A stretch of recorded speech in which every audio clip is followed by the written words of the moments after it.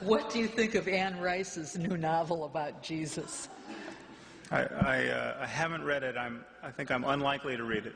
But she's going to sell a lot of books without me. So I don't know. Some of you may have seen the Colbert Report about that. It said Anne Rice has gone from writing about guys who want to drink your blood to writing about a guy who wants you to drink his blood. That's not mine. I wish I'd thought about that. How do you restart a conversation with someone who says, nothing you can say will change my mind? Oh, it's hard.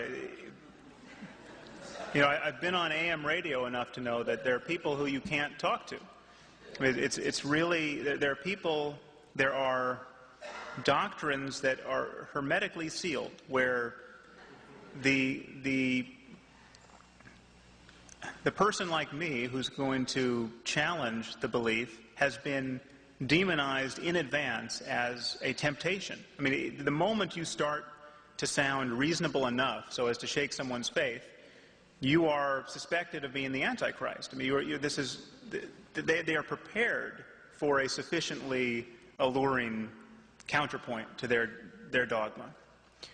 So it's, and in the Muslim world, this is also, I think it's a deeper problem, actually, because the taboos around criticizing faith are literally enforced by capital punishment in so many Muslim countries. I mean, you take your life in your hands,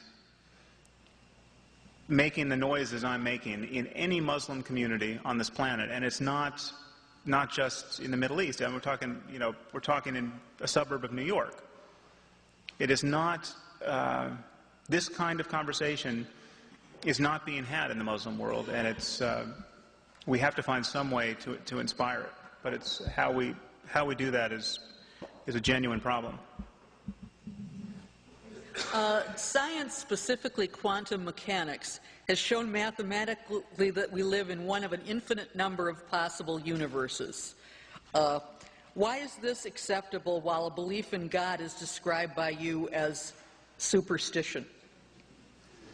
You know, that's an interesting question. I think it was Martin Rees, the Royal Astronomer of Britain, has said that inflationary physics, this idea that we could live in one of innumerable number universes, all functioning by different laws, suggests that there are probably infinite numbers, functionally infinite numbers of technologically advanced civilizations existing right now. And these technically advanced civilizations would have, almost by definition, invented computation and invented computers, and they'd be able to simulate universes on their computers. And it stands to reason there would be more of these simulated universes than actual universes. And therefore, on this reasoning, we should suspect to be in a simulation rather than in a real universe.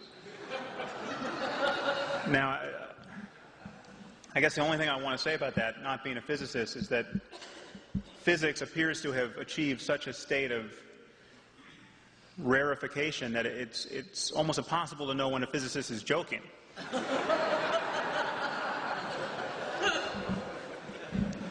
So, nobody's going to be burnt at the stake or stoned to death or imprisoned for a difference of opinion on cosmology. And I think it's for physicists to decide what is a rational claim to knowledge in the discourse of physics. If you ever believed in a God, what happened to make you begin to question that belief? I didn't believe in that kind of God. We've all believed many things that now embarrass us in hindsight. But no, I never was quite that far afield. Do you see any downside to excessive meditation, which could result in being disassociated or spaced out?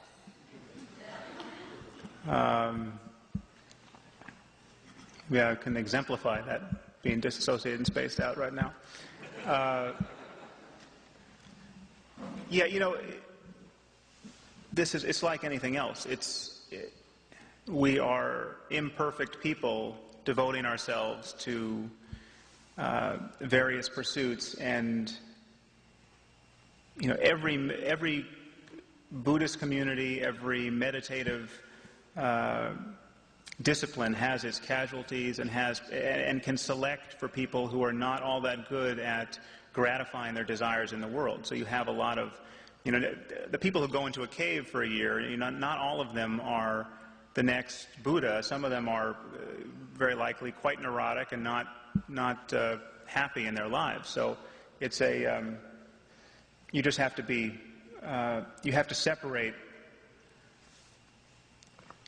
the various variables, but it's quite possible to, I would imagine, meditate in a way that isn't good for you.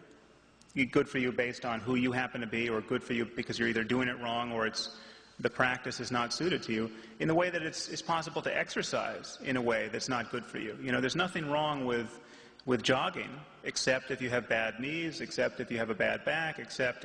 So there's almost certainly an analogous issue with meditation.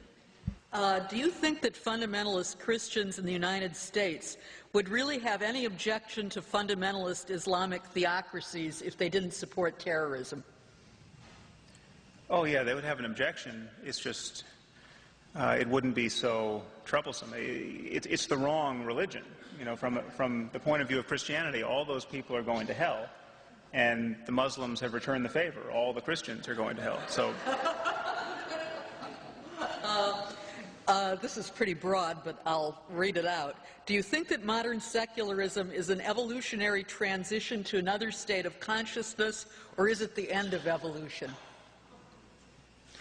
Yeah, I'm actually not a fan, and I've received some heat for this, I'm not a fan of words like secularism and atheism. I don't think we have to name the counterpoint to religious irrationality. We don't have words to describe not being an astrologer or not being an alchemist. I mean, nobody wakes up in the morning and says, I'm not an astrologer, I'm not an astrologer. And to some degree, I think the same will work for not being duped by the false certainties of religion. We simply need to apply reason. We can talk about being rational. Ultimately, I don't think we have to talk about being secular. So, Sam, why do you uppercase G in God in your book? I know the answer to that. Well,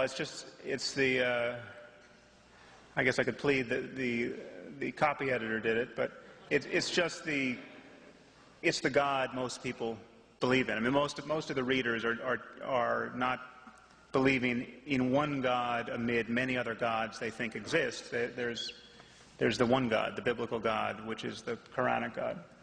I think we'll close with this question. Seems to me very important.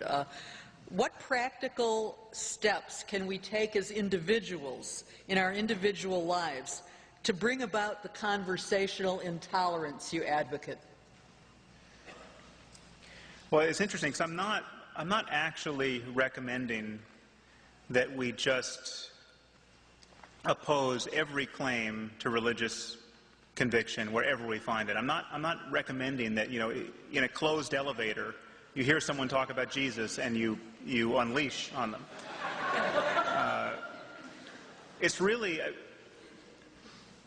just in situations like this. I mean, as a start, I think when you're at the podium or when you're writing an editorial or an opinion piece for the newspaper, or you're in a situation where you are advancing the conversation about ideas, it seems to me that we all have a moral responsibility to be deeply honest about these things. And so I'm not advocating that we all rush back and destroy every Thanksgiving dinner over these issues. But and then who knows where it would go from there? I mean, there's room certainly for being civil and just turning the other cheek. Thank you. Yeah. Thank you very much. Sam Harris is currently completing a doctorate in neuroscience to research the neural foundation for belief. The End of Faith is his first book. Visit www.norton.com for more information.